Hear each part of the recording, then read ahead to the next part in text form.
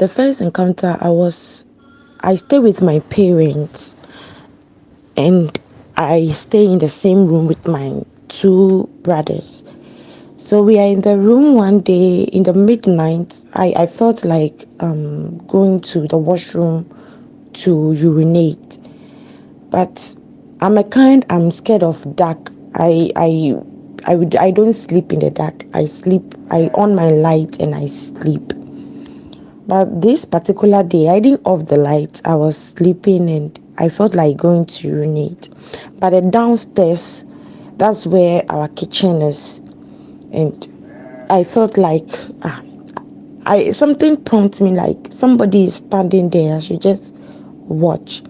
So I looked downstairs because you can stand upstairs and you can look downstairs. I looked and there is this man wearing long dress long dress like how the Muslim their hijab is, but this one it is made in colors. It's colors, red, like something like how we will call it asasa, but it's colors, and he's facing outside our gate looking outside. He's facing our gate looking outside.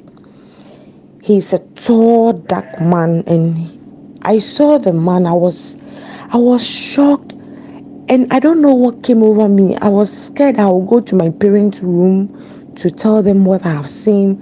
I don't know what came over me. I just left and slept. I was scared when I was sleeping. I thought maybe he would come upstairs and do something, but I don't know if that's part of what he did there. But I couldn't go to my mother's room. I couldn't go to my parents' room to tell them what I've seen. So I just went back to my bed, and I was shivering. I was scared. I don't know what happened. The next day, I asked my mom. It was on Saturday. I asked my mom that yesterday did my daddy went out with colorless clothes, looking outside. Me, I knew it was not my dad, because my daddy is fair, so the man is dark in complexion. My mom said no. I asked my dad. He said no, he didn't wear anything. And I told him that yesterday I saw a strange man standing in our room, and our room too is not, you can't come to our room just like that. Our room, we have burglar proof. We lock the glass door before you lock the burglar proof, and the glass door too is not broken. And the next morning, our burglar proof too is still intact. Nothing have been opened. And my daddy said he's not the one. So my daddy kept quiet. I don't know what he was thinking about. So whilst I was talking to them, my kid brother came and he was like, he saw that man some time ago too. And my mom said, so when you saw him, why didn't you tell anybody? And my kid brother was like, for him, he thought it was my dad. So he also went back not talking about it. And my mom and my dad was confused. So that was my first encounter I had. And my second encounter that I had was I do go to Koforidua every weekend to do my distance learning. So every Saturday I leave Accra and I'll go to Koforidua to do my distance learning.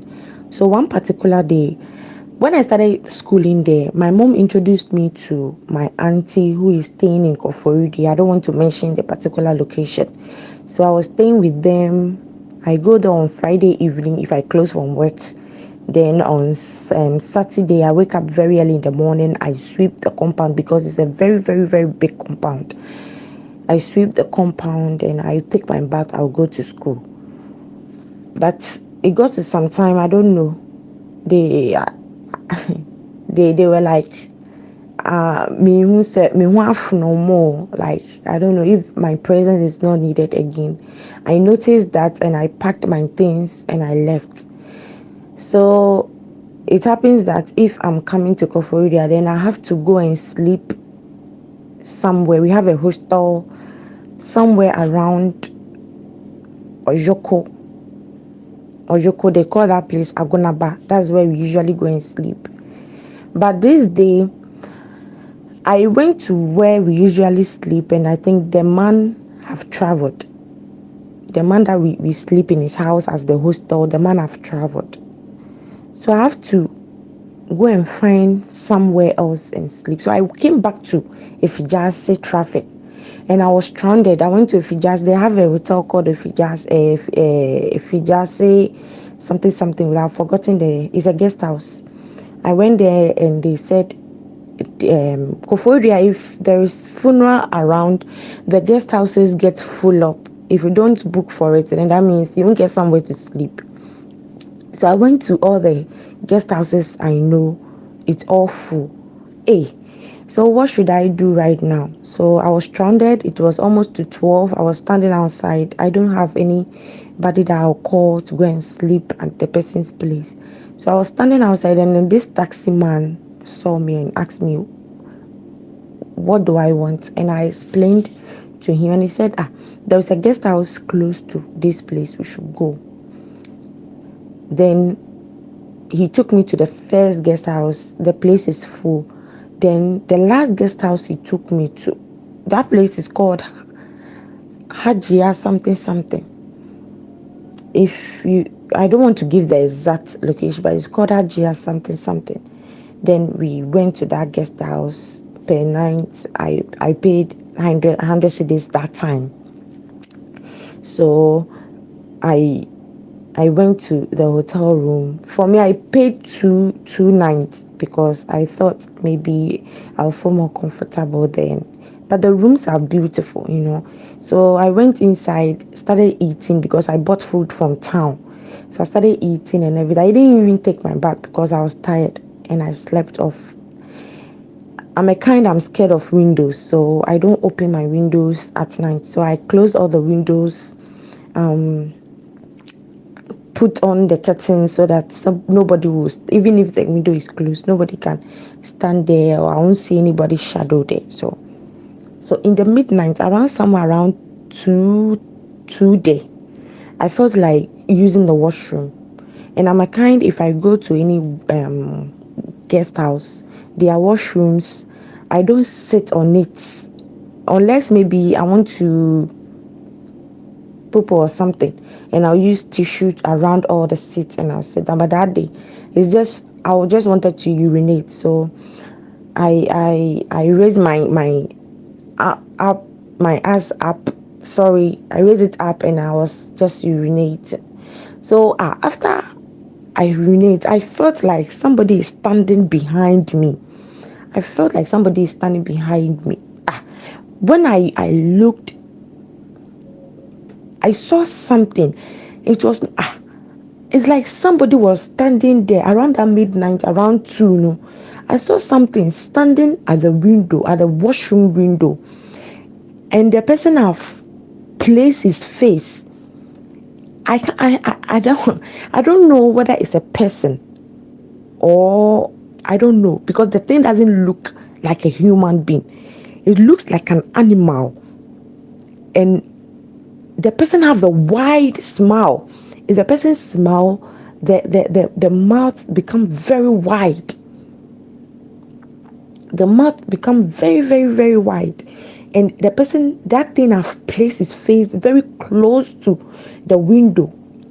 I don't know whether you understand.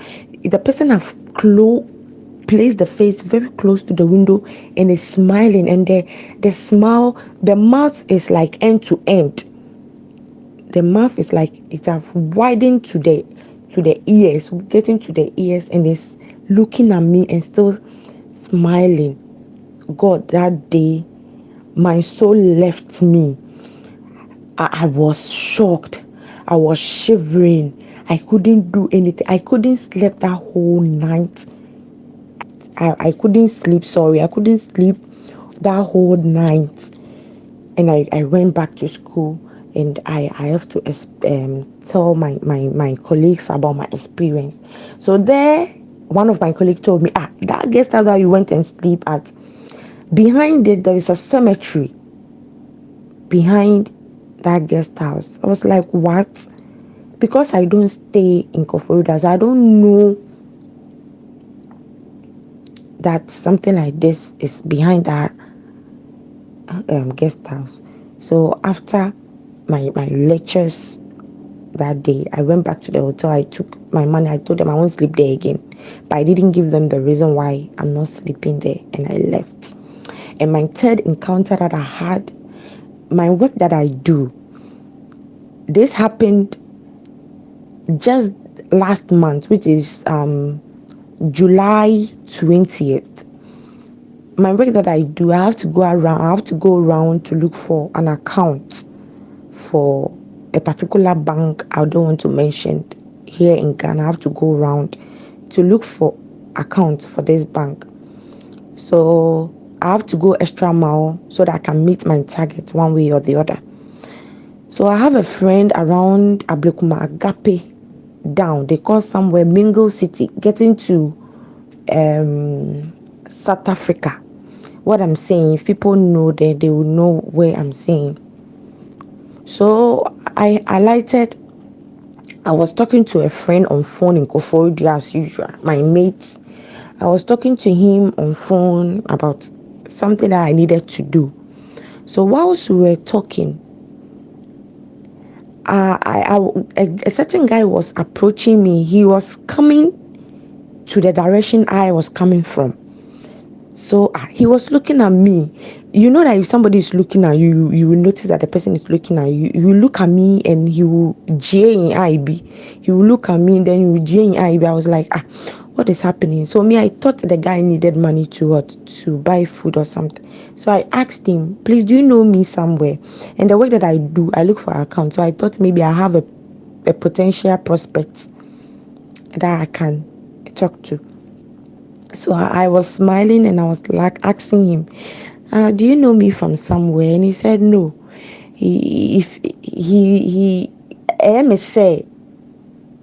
said what he told me, like he feels like he knows me somewhere. And I said, oh, okay. Still, I was walking and he was still looking at me. So me, I thought maybe he needed money to go and buy food. So I stood there again and I told my friend to hold on the phone. And I was talking to him. I asked him, Patronaka BB, and he said, what he told me is that I want you to help me in tree. And I was like, oh, okay. So I told my friend to hold on. Then he told me that he can see I'm busy, so I should finish with my call. Then I said, no, it's my friend, so you shouldn't worry, you shouldn't bother about it, we can talk. Then he said, oh, he still insists I should still talk to my friend. He will wait. And I was like, no, we should talk. Then he said, he's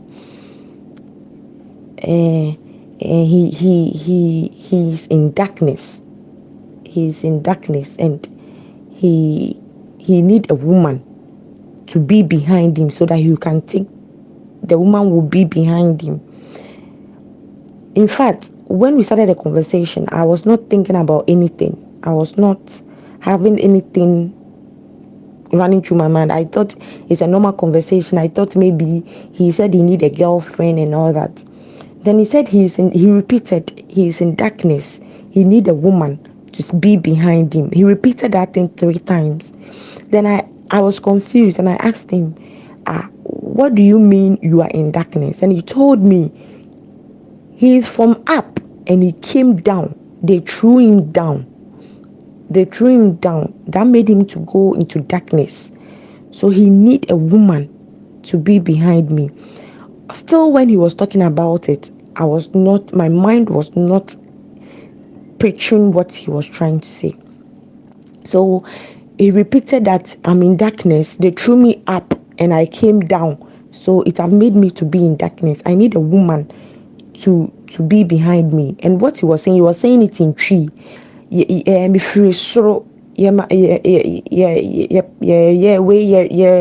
pamo me free soro and I me bebo asa me bebo ha amama ko darkness obi am person obedi me. No one want to follow me. No one want to follow me. I need a woman to follow me. And what I'm saying, the encounter that I had, I wanted to do a TikTok video and place it on TikTok, but anytime I would do this video, then I would delete it. There is some it won't be. So when he was saying this, my mind was still not at picturing what he was saying, and he also noticed that I'm not getting what he was saying. So he repeated it for some time, and I told him that if he need a woman, nowadays some women that are in the system now, if you even sleep with them or if you even have a relationship with them, they will make you go into darkness more. Naive me, I don't know. I was just saying my mind. I told him that he should go to church. He should talk to Jesus. Jesus is the only way for him to come out from that darkness he's talking about. So when I said that, I mentioned the name Jesus, then his face expression changed. He started looking at me in a rare manner. And if you are looking at this guy's face, you won't see anything. No, you won't see his eyes. All his eyes, the balls are black. You won't see anything. And he was like, he needed a woman. He repeated what he was saying again. Then I told him that I'm going to visit a friend somewhere, so I will come back. If only he is in the area there, I will come back and talk to him. Then he was like, oh, what he said was like, oh. And I said, no, I'll come back. You shouldn't worry. And I left. So when I was going, I saw him looking. I saw a certain lady too coming my direction, and this guy was still looking at the lady the same way he was looking at me. So when I met my friend, I was sitting down. I was filling a form for someone. I was sitting down when there was a voice that came into my mind, and the voice told me that the guy that I met is not a human being.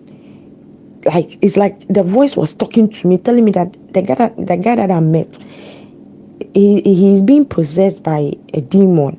And I think the demon have worked with him for a very long time. So he needed a new person, a lady that he can possess.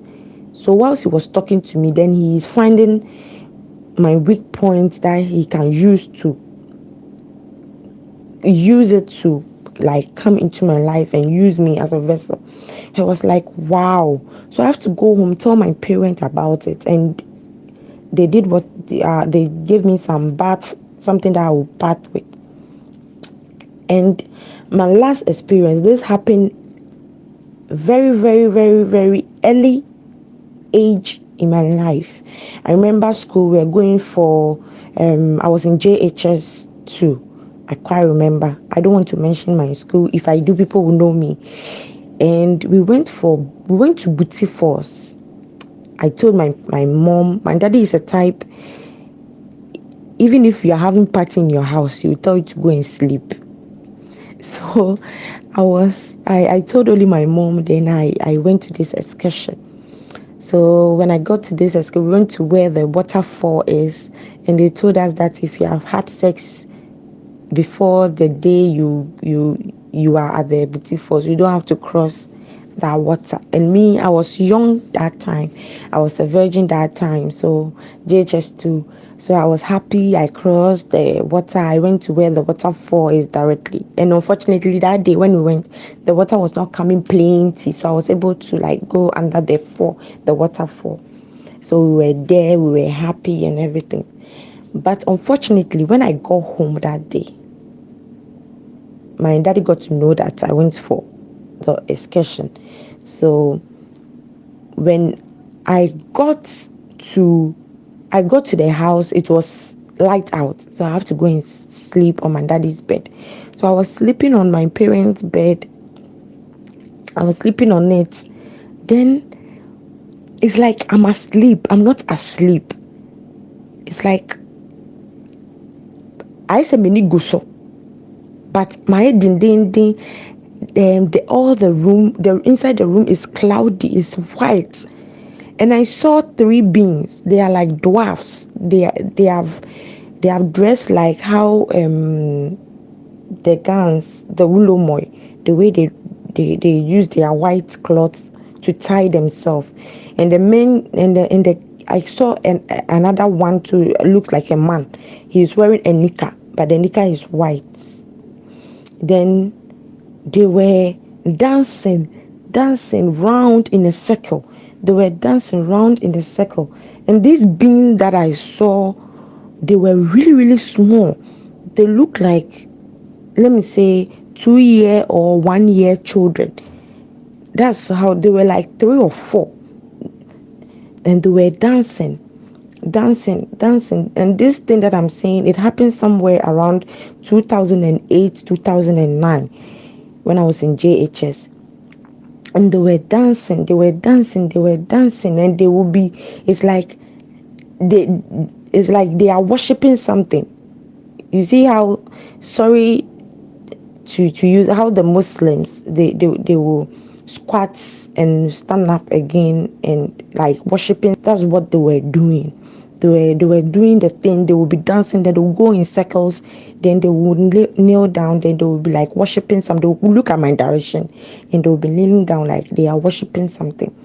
So I was frightened. It's like I want to stand up. I couldn't move. I couldn't shout my mom's name. I couldn't move. I couldn't do anything. So the little chance I got, and I got myself, I saw them disappearing, and I ran out from the room. I told my mom about what I saw, but she didn't tell me nothing. She was like, really, is that what happened, blah blah blah, and that was it. So I want to tell people that there are something in this world. There are beings that we don't see with our eyes. This world is more than we can think of.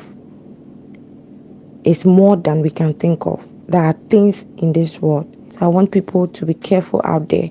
They should be careful of the people that they talk to.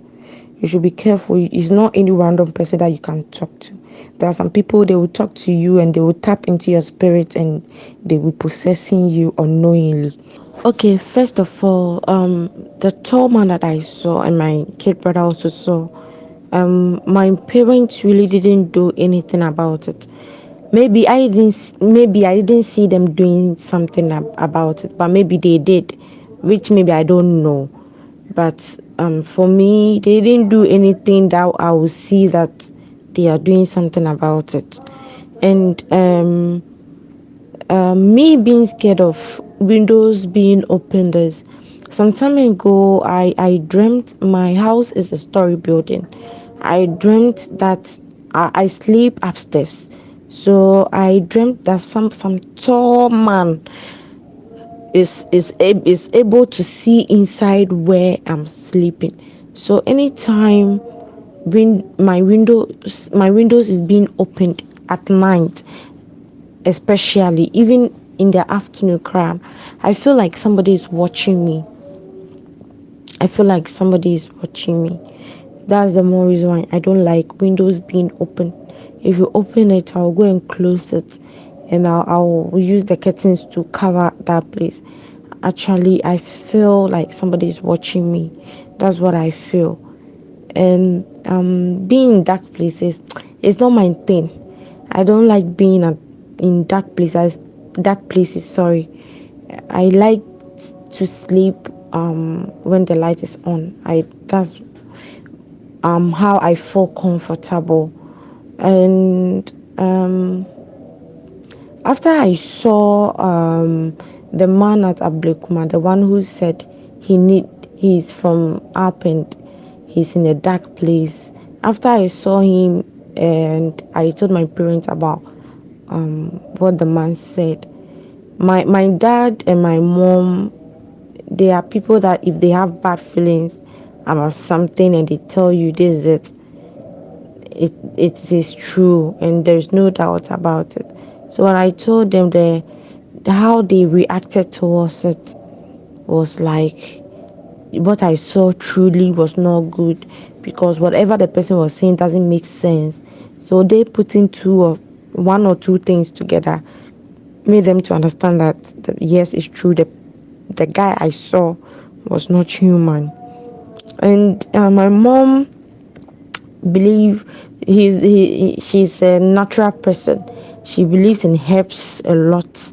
So she get plugged nyinya, susumansa, tamil wood, those kind of protective herbs that's way off evil spirits.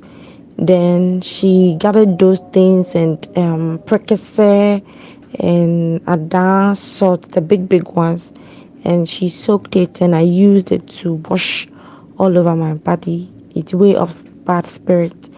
And secondly and lastly, when I went to the booty falls, the explanation they gave to us about if you have had sex or you are on your menstruation, you shouldn't cross the river to the other side of where the fall is.